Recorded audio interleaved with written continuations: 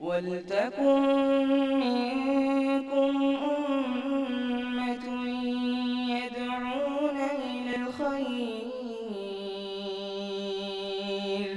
وَيَأْمُرُونَ بِالْمَعْرُوفِ وَيَنْهَوْنَ عَنِ الْمُنكَرِ وَأُولَٰئِكَ هُمُ الْمُفْلِحُونَ۔ راستے میں جہاد کرنے سے زیادہ محبوب ہیں تو فتربصوا، اللہ تعالیٰ کہتا ہے انتظار کرو۔ کس بات کا انتظار کرو؟ حتی یأتی اللہ بامرہ، یہاں تک کہ اللہ رب العالمین کا آرڈر آ جائے، اللہ رب العالمین کا حکم آ جائے۔ ان اللہ واللہ لا یہدی القوم الفاسقین، کہ اللہ رب العالمین فاسق قوم کو کبھی ہدایت نہیں دیتا۔ آیت کریمہ سے یہ پتہ چلا کہ جو بھی کوئی شخص مال کی محبت، اولاد کی محبت، بیوی بال بچوں کی محبت، اپنے گھر والوں کی محبت، اللہ اور اس کے رسول کی محبت سے زیادہ اگر رکھتا ہے تو ایسا شخص فاسق ہے، ایسا شخص فاسق ہے، کیونکہ اللہ تعالیٰ کہتا ہے کہ ان اللہ لا یہدی القوم الفاسقین، اللہ رب العالمین کبھی فاسق قوم کو ہدایت نہیں دیتا۔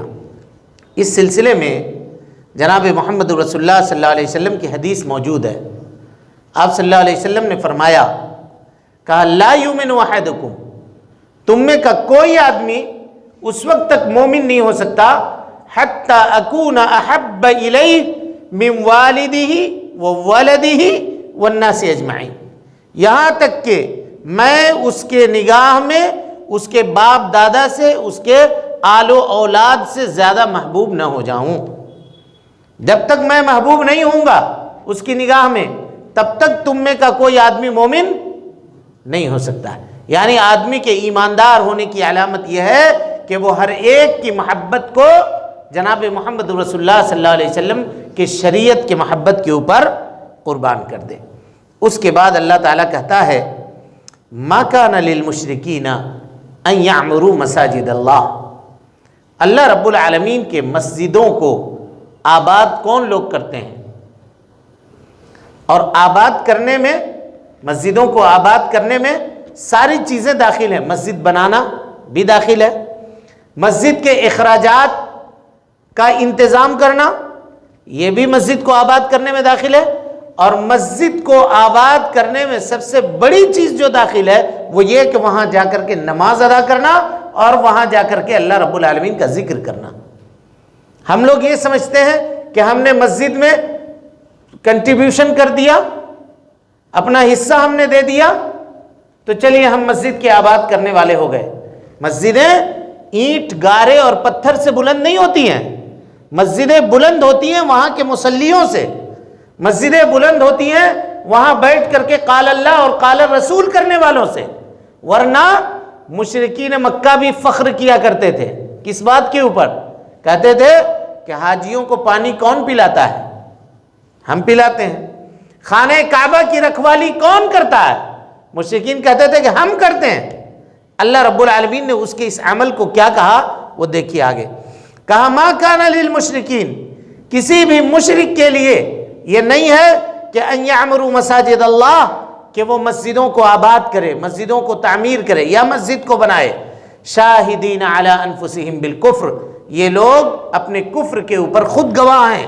اولئک حبطت اعمالہم، یہ وہ لوگ ہیں جن کے عمل کو اللہ رب العالمین نے ضائع اور برباد کر دیا ہے۔ وفی النار ہم خالدون، اور یہ جہنم میں ہمیشہ رہنے والے ہیں۔ انما یعمر مساجد اللہ، مسجدیں وہ لوگ آباد کرتے ہیں، وہ لوگ تعمیر کرتے ہیں، وہ لوگ مسجدوں کی دیکھ ریکھ کرتے ہیں، وہ لوگ مسجدوں کے اخراجات کو اٹھاتے ہیں۔ کون؟ من آمن باللہ والیوم الآخر، جو اللہ اور اس کے رسول کے اوپر ایمان لانے والے ہوں۔ بس اتنا ہی نہیں، آگے آئیے، کہا وَأَقَامَ الصَّلَاةَ، نماز قائم کرتے ہیں۔ ایمان کے بعد کس کا تذکرہ ہوا؟ نماز قائم کرنا، اور نماز کہاں قائم کرے گا؟ مسجد میں آ کے قائم کرے گا۔ تو پتہ یہ چلا کہ مسجد کی تعمیر سے مراد مسجدوں میں آ کر نماز پڑھنا ہے۔ اصل مسجدوں کو آباد کرنے سے مراد مسجدوں کو سنوارنا نہیں ہے، بلکہ مسجدوں میں آ کر نماز ادا کرنا ہے۔ لوگ مسجد کے سنوارنے کا اہتمام خوب کرتے ہیں، لیکن نماز پڑھنے کی جب باری آئے تو بولیے، نماز پڑھنے کی باری آئے تو غافل ہوتے ہیں، غائب ہوتے ہیں۔ اللہ رب العالمین نے ایسے کو مسجد تعمیر کرنے سے بولیے منع نہیں، یعنی اس کو تعبیر ہی نہیں کیا کہ یہ مسجد کی تعمیر ہے۔ اللہ تعالیٰ کہتا ہے انما یعمر مساجد اللہ، اللہ کے مسجدوں کو آباد یا تعمیر یا بنانا وہ لوگ کرتے ہیں من آمن باللہ والیوم الآخر، جو اللہ کے اوپر یوم آخرت کے اوپر ایمان رکھتے ہیں، یعنی لا الہ الا اللہ محمد رسول اللہ کا اقرار کرتے ہیں۔ یہ تو ہو گیا۔ دوسرے نمبر پر کیا کہا اقام الصلاۃ، نماز قائم کرتے ہیں، اور نماز قائم کرنے کا مطلب اس کے وقت کے اوپر نماز کو ادا کرتے ہیں۔ وآت الزکاۃ، زکوٰۃ دیتے ہیں۔ ولم یخش الا اللہ، اور اللہ رب العالمین کے علاوہ کسی دوسرے سے ڈرتے بھی نہیں ہیں۔ مطلب یہ ہوا، حافظ ابن کثیر کہتے ہیں کہ اگر کوئی آدمی مسجد سے لگا ہوا ہے، کوئی آدمی مسجد کی تعمیر کرنے والا ہے، نمازوں کو پابندی سے ادا کرنے والا ہے، اور اللہ رب العالمین کے راستے میں خیرات و صدقات کرنے والا، زکوٰۃ نکالنے والا ہے، تو اللہ تعالیٰ اس کے دل سے مخلوق کے خوف کو نکال دے گا۔ صرف اللہ کا ڈر رہے گا اس کے دل میں، اور کسی سے وہ ڈرنے والا نہیں ہوگا، کسی سے ڈرنے والا وہ نہیں ہوگا۔ اور اسی طرح سے مسجدوں کی دیکھ ریکھ کرنا، اس کا انتظام کرنا، اس سلسلے میں جناب محمد رسول اللہ صلی اللہ علیہ وسلم نے کیا فرمایا؟ دیکھیے، آپ نے کہا کہ وہ 7 قسم کے لوگ جن کو رب العالمین قیامت کے دن اپنے عرش میں جگہ دے گا، وہ کون لوگ ہوں گے؟ ان میں سے ایک آدمی ہوگا رجل قلبہ معلق بالمساجد، وہ آدمی جس کا دل ہمیشہ مسجدوں سے لگا ہوا ہوتا ہے۔ اسی طرح سے نبی صلی اللہ علیہ وسلم نے فرمایا اذا رأیتم الرجل، اگر تم کسی آدمی کو دیکھتے ہو یعتاد الی المسجد، مسجد میں بار بار آتا جاتا ہے، فاشہدوا لہ بالایمان، تو اس کے ایمان کی گواہی دے دو، یہ کہہ دو کہ یہ آدمی مومن ہے، مسجد میں بار بار آتا جاتا ہے۔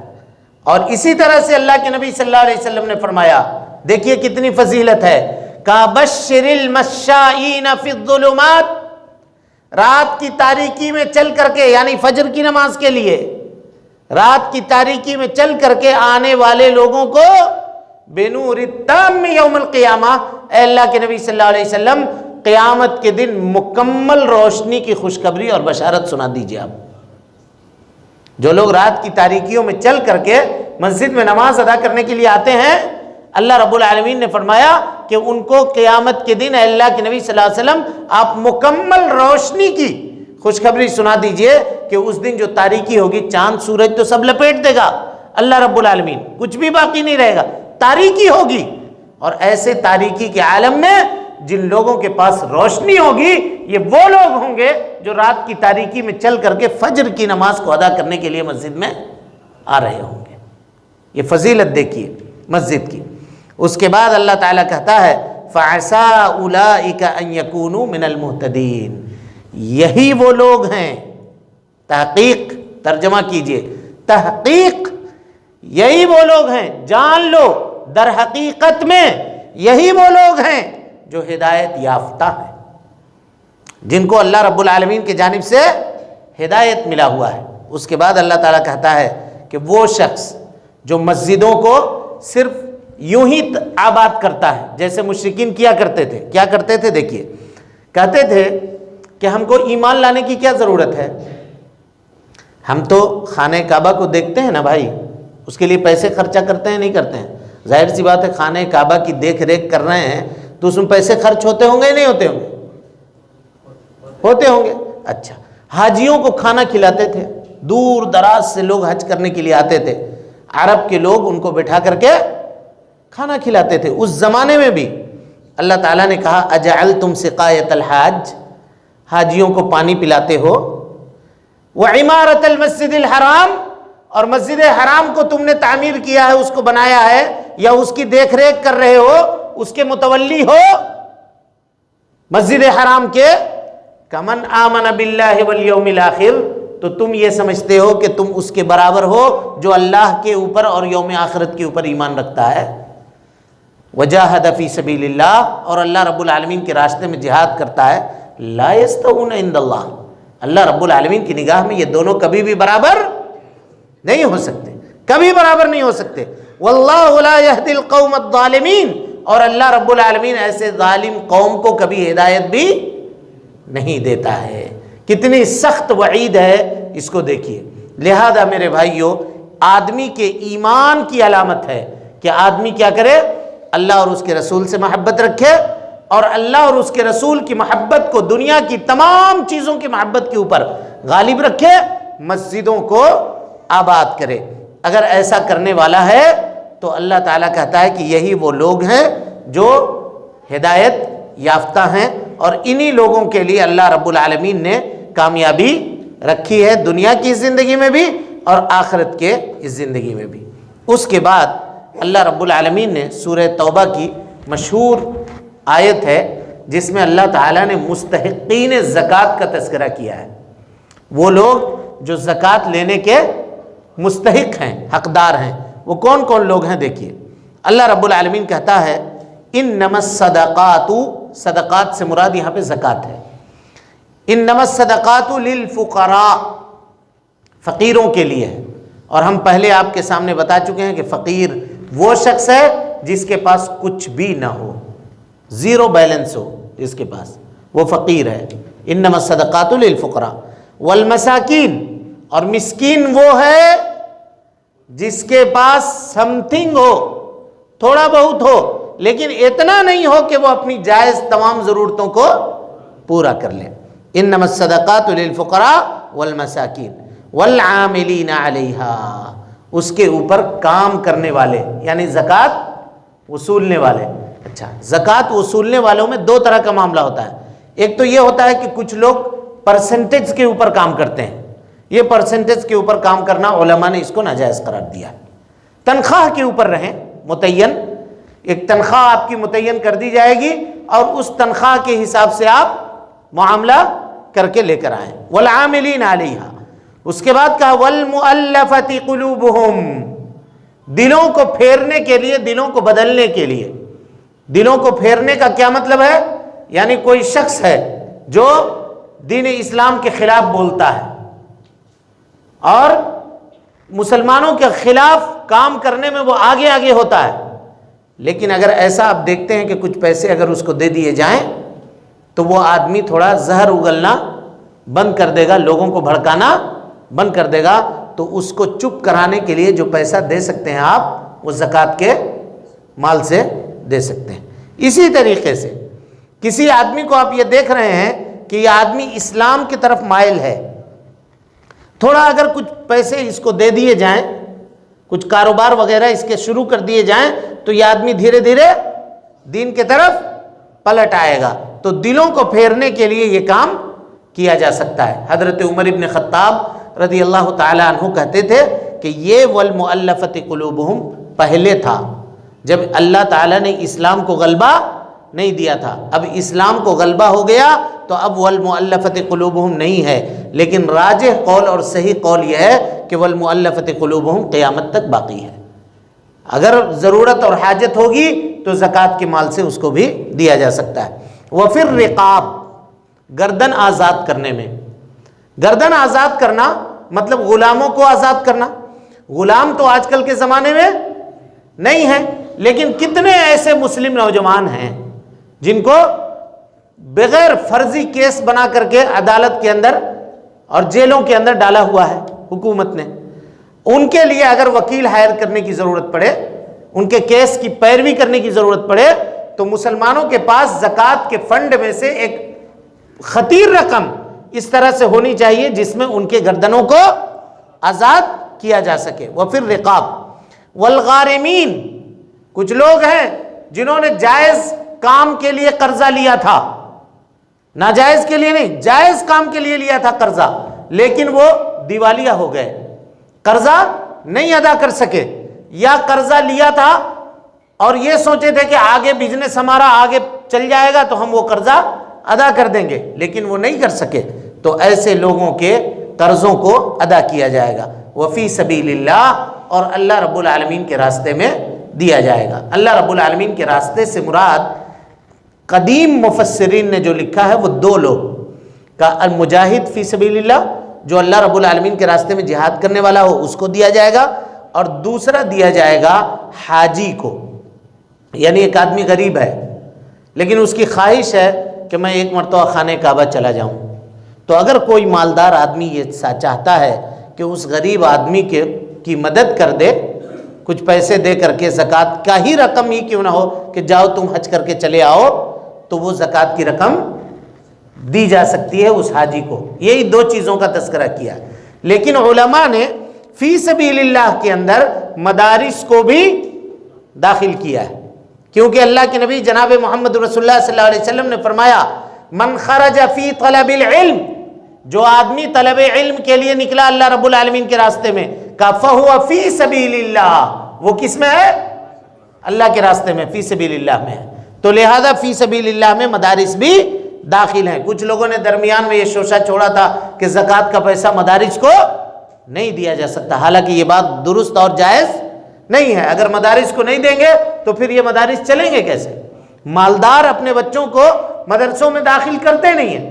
یہ تو شرم کی بات ہمارے لیے خود ہے کہ ہم اس کتاب کی، جو کتاب کو ہم سب سے مقدس سمجھتے ہیں، حدیث رسول جس کو ہم مقدس سمجھتے ہیں، کوئی آدمی اگر اس کی بے حرمتی کرے تو ہم جھنڈا لے کر کے سڑک کے اوپر اتر جاتے ہیں، ہو ہلہ کرتے ہیں، اور اس کتاب کی حفاظت کے لیے اپنا زکوٰۃ و خیرات دیتے ہیں، اپنا میل اور کچیل دیتے ہیں۔ یہ تو شرم کی بات ہے ہمارے لیے۔ ہم کو چاہیے تھا کہ ہم اپنا راس المال دیتے، ہم اپنا اصل مال دیتے، لیکن آپ شکریہ منائیے ان لوگوں کا جو لوگ آتے ہیں یہاں اور آ کر کے کھڑے ہو کر کے یہ اعلان کرتے ہیں کہ ہمارا یہ مدرسہ ہے، ہمارا یہ ہے، وہ دراصل دین کے خادم ہیں۔ ان کے وجہ سے دین اسلام آج چل رہا ہے، ورنہ یہ مدارس اگر بند کر دیے جائیں اور علماء اگر نکلنا بند کر دیے جائیں، بند ہو جائیں، تو میرے بھائیو اللہ تعالیٰ محفوظ رکھے وہ دن سے جنازہ رکھا رہ جائے گا لیکن کوئی پڑھانے والا نہ ہوگا۔ کون ہوگا؟ کتنے لوگ ہیں جن کو آج جنازے کی دعا یاد ہے پورے طور پر؟ کتنے لوگ ہیں؟ چنانچہ یہ شکریہ ادا کرنا چاہیے اور اس کو کبھی بھی بوجھ نہیں سمجھنا چاہیے، اور خوشی خوشی جو کچھ ہو سکتا ہے زکوٰۃ دے رہے ہیں دیجئے، اور اپنے طرف سے اگر کچھ دینا ہے تو دیجئے، کیونکہ یہی وہ مدارس ہیں جو دین کے قلعے ہیں، جس میں ہمارے دین کی حفاظت ہو رہی ہے۔ وہیں سے لوگ پڑھ کر کے نکل رہے ہیں جو پورے ملک کے مختلف مساجد کے اندر، مدارس کے اندر دین اسلام کی خدمت کو انجام دے رہے ہیں۔ تو فی سبیل اللہ میں وہ داخل ہے، اور اسی طرح سے وابن السبیل، وابن السبیل سے مراد مسافر۔ کوئی مسافر ہے اگر وہ بھٹک گیا یا اس کا سامان چھن گیا، سفر کی حالت میں وہ کلاش ہو گیا، محتاج ہو گیا، تو اس کو بھی جو پیسے دیے جائیں گے وہ زکوٰۃ کے مال سے دیے جائیں گے۔ اب یہاں ایک سوال ہے کہ اللہ تعالیٰ نے ان 8 مصارف کا جو ذکر کیا، یہ 8 مصارف میں کوئی آدمی انڈیویجول طور پہ دے سکتا ہے اتنا مال؟ پاسبل نہیں ہے، ممکن نہیں ہے۔ اسی لیے جناب محمد رسول اللہ صلی اللہ علیہ وسلم کے زمانے میں بھی اور آپ کے زمانے کے بعد بھی بیت المال کا قیام تھا، تاکہ لوگ اپنے مال کو بیت المال میں لے جا کر کے، اپنے زکوٰۃ کے مال کو بیت المال میں لے جا کر کے جمع کر دیں، اور جمع کرنے کے بعد وہاں سے بیت المال والے اپنے ثوابدید کے اعتبار سے ان تمام مصارف کے اندر اس کو خرچ کریں، ایک سسٹم بن جائے اور سسٹم کے اعتبار سے پیسے کو خرچ کیا جائے، ہر حاجت مند، ہر ضرورت مند اور سماج میں آخری شخص تک یہ زکوٰۃ کا جو رقم ہے اس کا فائدہ وہاں تک پہنچے۔ لہذا میرے بھائیوں، بیت المال کو مضبوط کیجئے اور اس میں کوشش کیجئے کہ اپنے زکوٰۃ کے رقم کو جمع کریں، تاکہ بیت المال اگر مضبوط ہوگا تو زکوٰۃ کے جو مصارف ہیں اس کا ہم استعمال جائز طریقے سے اور اچھے طریقے سے کر سکتے ہیں۔ سماج اور سوسائٹی میں اس کے فائدے ظاہر ہوں گے، معاشرے میں اس کے اچھے اثرات مرتب ہوں گے۔ اور اس کے بعد چند مسائل ہیں جن کا ہم پھر کل کے درس میں انشاءاللہ آپ کے سامنے تذکرہ کریں گے۔ اللہ رب العالمین سے دعا ہے کہ اللہ تعالی ہمیں اور آپ کو حسن عمل کی توفیق دے۔ رب العالمین ہماری اصلاح فرمائے، ہماری نیکیوں کو قبول کرے، سیئات سے درگزر فرمائے، جب تک زندہ رکھے، دین اسلام پہ زندہ رکھے، اور جب اٹھائے ایمان پہ اٹھائے۔ آمین۔ وآخر دعوانا ان الحمدللہ رب العالمین۔